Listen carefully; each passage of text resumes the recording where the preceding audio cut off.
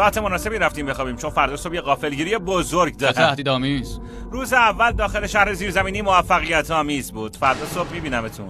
صبح بخیر. ای روز خیلی خوبی میشه.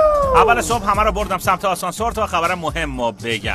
از امروز هر روز صبح یه یوتیوبر معروف قراره بهمون اضافه بشه. مهمون غیر منتظرمون که داره از بالا میاد کسی نیست جز جیدیون. به شهر زیرزمینی خوش اومدید. این واقعا یه شهر پسر، حتی چرخ و فلک هم داره. آره اما فقط همین نیست. خب ما هنوز از این پله ها بالا نرفتیم و از این پله شومتر تو زندگیتون دیدین؟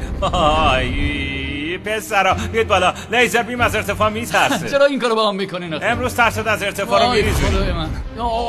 چطوری انقدر اگه قرار باشه بمیرم خب میمیرم دیگه، بابتش نگران نمیشم. وای خدا. خیلی خب حالا برای گشت